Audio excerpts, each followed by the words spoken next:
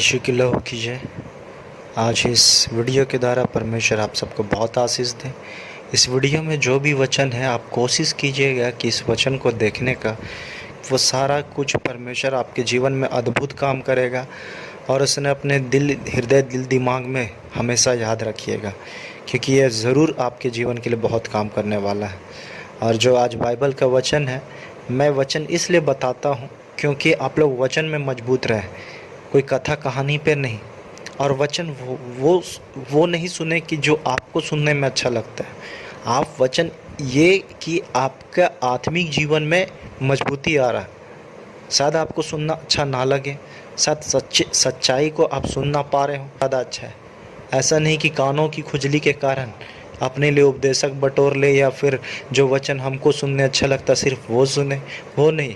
आपका सुधार हो रहा है, आप में चेंजेस आ रहा है, आप में बदलाव हो रहा है वचन सुनकर, वीडियो देखकर, वही सुने। और जो जिसे देखकर आप आत्मा से भर जाते हैं, क्योंकि ये इम्पोर्टेंट है।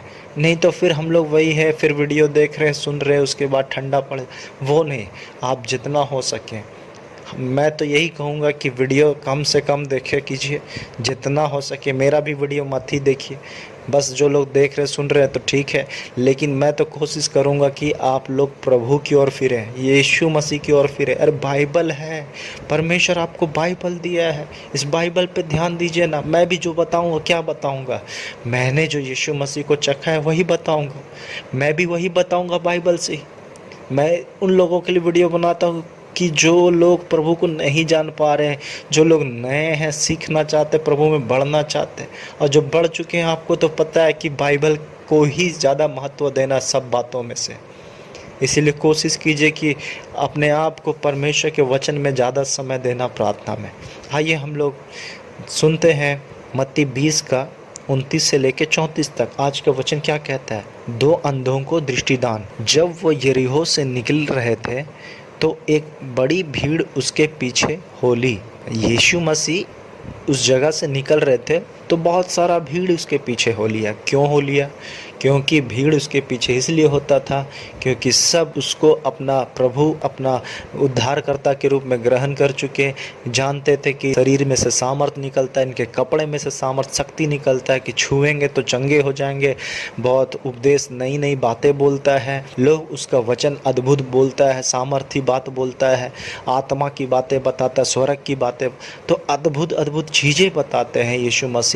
इसीलिए लोग भीड़ के भीड़ उसके पीछे आते थे और वो बहुत ऐसी बातें जो बताते थे जिससे लोगों का जीवन भी बदलते जाता था। इसीलिए भीड़ के भीड़ उसके ऊपर गिरी पड़ती थी, भीड़ के भीड़ उसके पीछे रहते थे, क्योंकि लोगों को परमेश्वर का वचन बहुत शांति दे रहा था। यीशु का जो बातें हैं लोगों को बहुत शांति देता था। इसीलिए बाइबल से जो भी बात आज पढ़ते हैं या सुनते हैं तो बहुत शांति लगता है। क्यों? क्योंकि वो परमेश्वर की बातें हैं। फिर 30 में लिखता है, और दो अंधे जो सड़क के किनारे बैठे थे यह सुनकर कि यीशु जा रहा है, पुकार कर कहने लगे, हे प्रभु, दाऊद की संतान, हम पर दया कर। मतलब जो दो अंधे जो सड़क के किनारे बैठे थे वे लोग सुने कि यीशु मसीह जा रहा है। वो अंधे लोग को लग रहा है कि अब तो यीशु पार हो रहा है, इसीलिए ज़ोर से पुकारने लगा। वो दोनों अंधे हैं और वो लोग को पता चल गया कि यीशु पार हो रहा है, तो ज़ोर से चिल्लाने लगा और कहने लगा, हे प्रभु, दाऊद की संतान, हम पर दया कर। अब यीशु मसीह सुन रहा नहीं सुन रहा, लेकिन वो लोग पुकार रहे, बस वहाँ से पार हो रहा है। वो कितना विश्वास, कितना उम्मीद, एक आशा भरी मन उसका उस तरफ लगा हुआ है, आत्मा उस तरफ खींचे चले जा रहा है यीशु की ओर, कि वो पुकार रहे हैं कि प्रभु हम पर दया करो, क्योंकि वो अंधे हैं। इस बात को वो दया कर दो, प्रभु का दया मिल जाए, यीशु मसीह का तरस मिल जाए, बस इतना ही।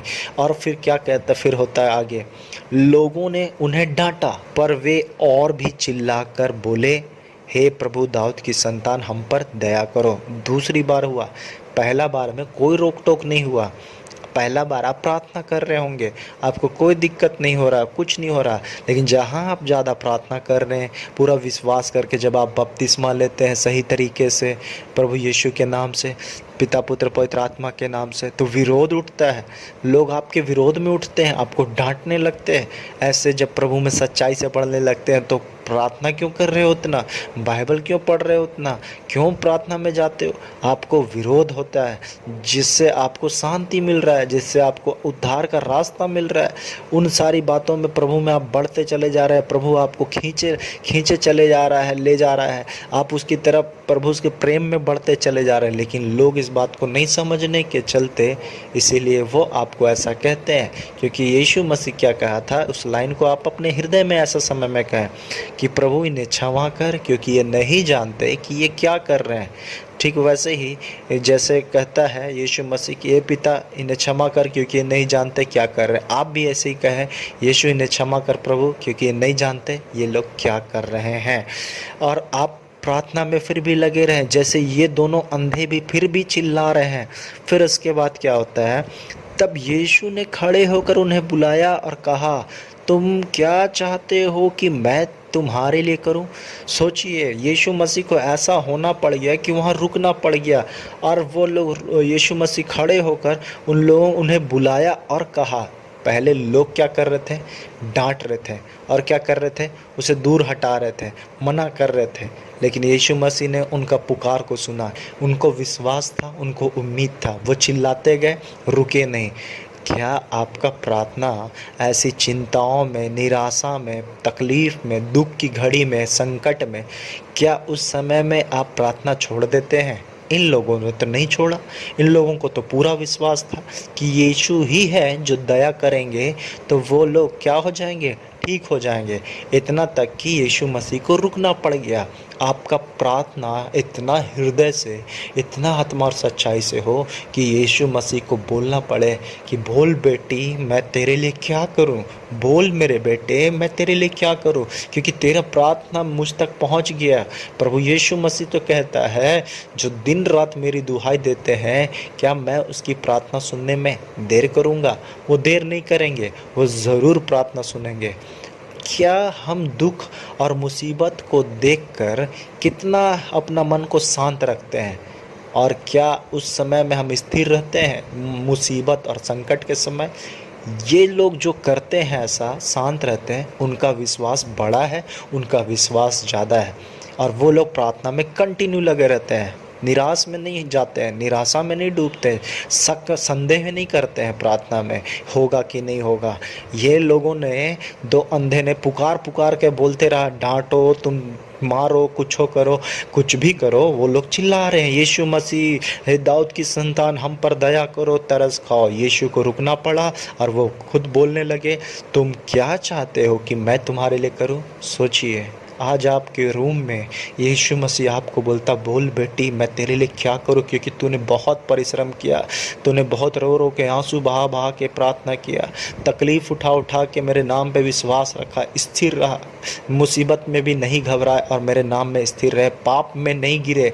पाप करने का बहुत सारा चीज़ लालच दिया गया, लेकिन तुम पाप में नहीं गिरे, लेकिन तुमने मेरे नाम में स्थिर बनाए रखा, अपना पवित्रता को बनाए रखा। बोल, तुझे आज मैं पुकारता हूँ कि तुझे क्या चाहिए। बोलता है यीशु मसीह, तुझे क्या चाहिए कि मैं तेरे लिए करूँ। क्या बोले?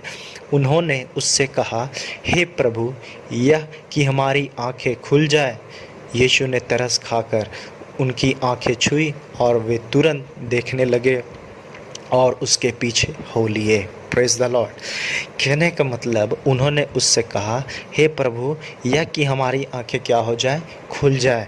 सोचिए, यीशु मसीह को इतना कुछ बोल दिया। यीशु मसीह, बोलो कि क्या चाहिए तुम्हें।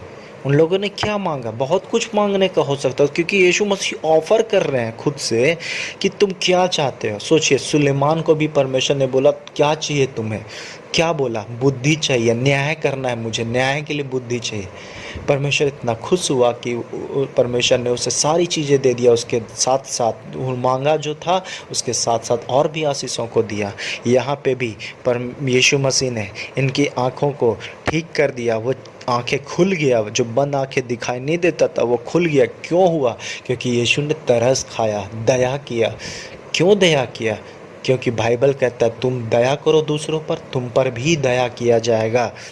लड़ सकते थे, जो लोग इसको डांट रहे थे उसके बदले में ये लोग भी लड़ सकते थे, डांट सकते थे उसको, लेकिन ये लोग नम्र और दीन थे, जब उससे लड़े भी नहीं, बस अपना काम करते गए, यीशु की ओर ध्यान लगाए हुए थे। कोई भी चीज़ मुसीबत आ रहा उस तरफ ध्यान नहीं दे रहे, बस यीशु में पूरा फोकस था। आप भी यीशु में फोकस रखें, प्रार्थना में लगे रहें। देखिए अद्भुत काम यीशु मसीह आपके लिए करेंगे। और वे लोग उसके पीछे हो लिए, किसके पीछे? जिस यीशु ने उसको चंगा किया, वे लोग ही यीशु के पीछे होने लग गए।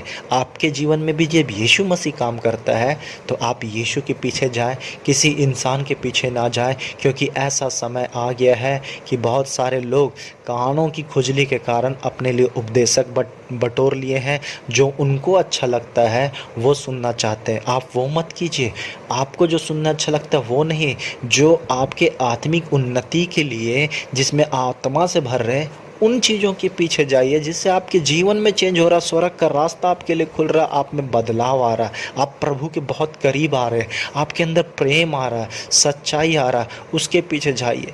परमेश्वर कैसे लोगों को खोजता है? बाइबल के वचन में कहता है परमेश्वर ऐसे आराधकों को ढूंढता है जो आत्मा और सच्चाई से उसकी आराधना करें। देखिए ये दो अंधे पूरे पुकार रहे थे, यीशु को रुकना पड़ गया और वो उसे बुलाए, और वे लोग आए भी और यीशु ने उस पर दया किया। आप भी लोगों पर दया कीजिए, यीशु आप पर भी दया करेगा। आज इस समय में परमेश्वर आपसे भी पूछता है, तुम क्या चाहते हो कि मैं तुम्हारे लिए करूं? यीशु मसीह काम करना चाहता है, ज़रूर करेगा।